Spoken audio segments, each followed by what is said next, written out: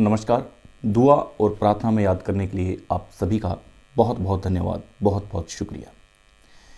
हम आज का जो विश्लेषण है वो खींवसर की जनता पे करने वाले हैं। हम इस विश्लेषण की जब तह तक जा रहे थे तब हमें कुछ चीज़ें नोट करने को मिली। हमने काफ़ी न्यूज़पेपर्स पढ़े, हमने वहाँ 3 से 4 नेटवर्क्स पर देखा कि आखिर यहाँ की जनता क्या कह रही है। इसके बाद में हमें लगा कि विश्लेषण कुछ अच्छा होना चाहिए।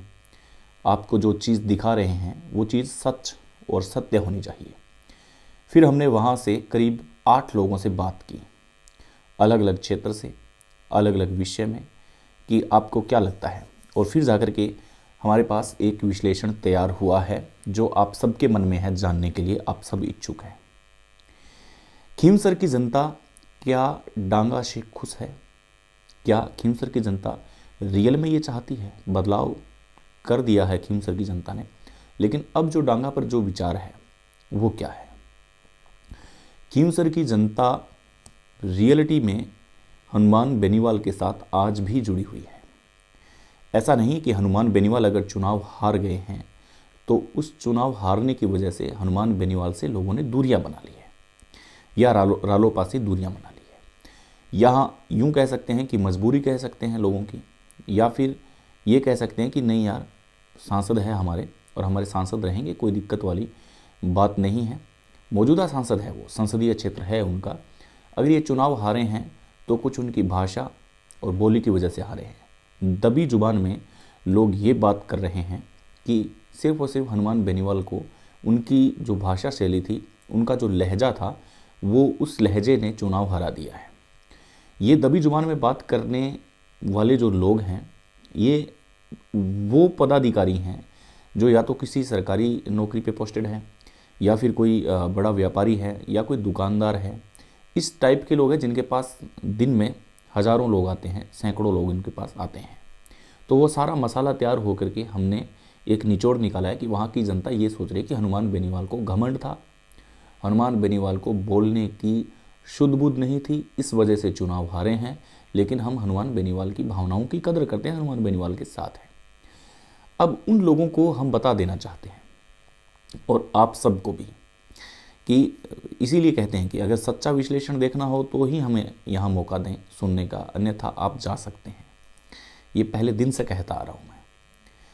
अब हनुमान बेनीवाल अगर भाषा की वजह से कोई इफ़ेक्ट पड़ता या उनकी बोलने की जो शैली है उससे कोई फ़र्क पड़ता, तो पिछली बार के मुकाबले इस बार 15,000 आरएलपी के वोट नहीं बढ़ते। अब ये कैसे समझाया जाए उन लोगों को जो लोग ये कह रहे हैं कि हनुमान बेनीवाल की भाषा की वजह से ये चुनाव हारे हैं, हनुमान बेनीवाल को घमंड था। घमंड होता तो 15,000 प्लस लोग नहीं जुड़ते। आरएलपी पार्टी में पिछली बार जो पिछला विधानसभा चुनाव हुआ था, उस चुनाव में 15,000 कम वोट मिले थे, लेकिन चुनाव निकाल लिया था हनुमान बेनीवाल ने। और कहा यह भी जा रहा था कि इस बार हनुमान बेनीवाल की नैया नहीं पार होगी। हम वापस आपको समझा रहे हैं कि 15,000 प्लस वोट किए हैं, तो यहाँ पर भाषा, उनका मिजाज, ये मैटर नहीं रखता। हनुमान बेनीवाल जाने ही भाषा और मिजाज के लिए जाते हैं। अब कल को तो हम ये कह देंगे, विपक्षी पार्टियाँ ये कह देंगी कि रविंद्र सिंह भाटी क्या समान है। अरे भाई, रविंद्र सिंह भाटी अपनी भाषा के लिए जाना गया, रविंद्र सिंह भाटी को अपनी उस बोली के लिए जाना गया। तो रविंद्र सिंह भाटी में चेंज आप ला दोगे, ऐसा कभी होगा नहीं। और रविंद्र सिंह भाटी अगर अपने व्यवहार में अगर चेंजमेंट करते हैं तो फिर ये उनके लिए खतरा है। इसलिए अगर वो व्यवहार में परिवर्तन नहीं करते हैं तो क्या उनका फ्यूचर खतरे में है, ये सोचने वाली बात है। हनुमान बेनीवाल को फटाफट कह देते हैं लोग कि यार भाषा की वजह से इस बार चुनाव हार गए, घमंड की वजह से हार गए। ये बात क्यों नहीं देखते कि आरएलपी में पिछली बार 15,000 वोट कम थे, इस बार 15,000 वोटों का परसेंटेज बढ़ा है। तो जब इतना 15,000 परसेंटेज वोट बढ़े हैं, फिर आप कैसे कह सकते हो कि उनकी भाषा ने उनको हरा दिया है? नहीं, यहाँ पे सोचने योग्य बात है, आप समझिएगा।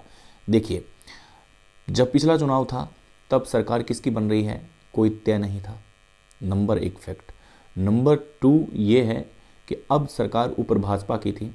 आपने देखा पिछले चुनाव में भाजपा ने गलतियां सीखी, बहुत सी गलतियों को रिकॉग्नाइज़ किया उन गलतियों से सीखी भाजपा कि इस बार हमें कद्दावर नेता लीडर खींवसर में चाहिए, तो भाजपा ने अपनी पूरी की पूरी फौज खींवसर की जनता में उतार दी। यही कारण रहा चुनाव हारने का बेनीवाल का। बेनीवाल ने पिछले चुनाव से सीखा, बहुत सीखा। 15,000 प्लस वोट लेके गए। पिछली बार से 15,000 वोट ज़्यादा लेके जाना मतलब वो पिछले चुनाव से काफ़ी जीते। उन्होंने मेहनत, दोगुनी मेहनत की है और इसी मेहनत की वजह से 15,000 प्लस लेके गए हैं। अब आते हैं खींवसर की जनता। खींवसर की जनता अभी भी हनुमान बेनीवाल के साथ है। तीसरा मोर्चा जहां विपक्षी पार्टियां ख़त्म करने में लगी हुई है कि तीसरी पार्टियों को, तीसरा जो मोर्चा है उसको हम ख़त्म कर देंगे, नहीं, ये सपना कभी पूरा हो नहीं सकता, क्योंकि अभी भी लोग आरएलपी पार्टी से जुड़े हुए हैं। एक वैश्विक शक्ति जिसको कहते हैं, उस प्रकार से अभी आपने अमेरिका में देखा होगा, चुनाव होते हैं अमेरिका में, किस प्रकार से कौन सी पार्टी है जो किधर जाती है, कौन से पार्टियों के लोग किधर जाते हैं, कटाक्ष होते हैं। विदेशों में भी ऐसा होता है। अगर सुपर पावर अमेरिका में नेता इस कदर अगर कटाक्ष करते हैं, तो फिर आप मानिए कि भारत जैसे देश में, राजनीतिक देश है और पूरी तरह से स्वतंत्र है, यहाँ पर बोलने की आज़ादी है, सबको अभिव्यक्ति की आज़ादी है, तो यहाँ भारत में बोलना कितना आसान है, तो यहाँ तो होता ही होगा। ये आप सोच के देखिए। ये बात खींवसर की जो जनता है, जो लोग हैं, वो बड़े दुखी हैं। इस बात से दुखी नहीं है कि वो चुनाव हार गए हैं, इस बात से दुखी हैं कि हमने हनुमान बेनीवाल अगर टूट गया, हनुमान बेनीवाल की वजह से खींवसर का नाम लेवल पे आया है। आप सोचें, रविंद्र सिंह भाटी की वजह से शिव को जानने लगे हैं। देखिए, शिव को कौन जानता था, बाड़मेर को कौन जानता था पहले, कोई फोकस नहीं था बाड़मेर पर। बाड़मेर में बहुत से चुनाव होते आए हैं, इस बार बाड़मेर क्यों हो रहा है? वहाँ के पत्रकारों को टीआरपी मिलने का सबसे बड़ा साधन है वो रविंद्र सिंह भाटी है। ऐसे में खींवसर का जो नाम अगर ऊपर आया है, तो आप ये सोचिए हनुमान बेनीवाल की वजह से है। ये इस बात से लोग दुखी हैं। क्या खींवसर को हाईलाइट किसने किया? हनुमान बेनीवाल किसी भी जगह से चुनाव लड़ सकता है, लेकिन इस जगह से लड़ रहा है। यहाँ पर पूरा भाजपा ने अपना जोर लगा दिया हनुमान बेनीवाल को हराने के लिए। खींवसर हाईलाइट हुआ। हाईलाइट होने से बहुत से फायदे होते हैं। बजट जब भी पेश किया जाता है तब ध्यान आकर्षित होता है सरकारों का, मंत्रियों का, न्यूज़ एजेंसियों का ध्यान आकर्षित होता है। कोई भी छोटी घटना होती है तुरंत उस पर एक्शन होता है। खींवसर में प्रशासन के पास ऐसी गुहार आई कि भाई इतने लोग प्रताड़ित हैं, काम नहीं हुआ, तो वहाँ ऐसा नहीं होगा। वहाँ पर प्रशासन लगातार काम करेगा और प्रशासन को पता है कि मैं कौन सी जगह ड्यूटी कर रहा हूँ, मैं खींवसर में हूँ। यहाँ की खबर आग की तरह फैलती है। तो वो किसकी वजह से हुआ? इस बात से लोग दुखी हैं। अंदर से बहुत खुश हैं लोग कि डांगा हमारे यहाँ जीते हैं, डबल इंजन की सरकार है खींवसर की। अब विकास की जो गति है वो ज़बरदस्त बहेगी। ऐसे में अगर इस बार विकास नहीं होता है तो फिर भारतीय जनता पार्टी को आने वाले कई सालों तक मौका नहीं मिलेगा। ये एक प्लस पॉइंट रहेगा बेनीवाल के पास कि जी डबल इंजन की सरकार थी, मेरे को गिरा दिया था, लेकिन इन्होंने विकास क्या किया। यहाँ पर आकर के सारी व्यवस्था है जो भारतीय जनता पार्टी की ख़त्म सी हो जाएगी। तो ये तो था एकदम सही और सटीक विश्लेषण। ऐसे ही हम तो विश्लेषण लाते रहेंगे, बस आप देखते रहें। धन्यवाद, नमस्कार।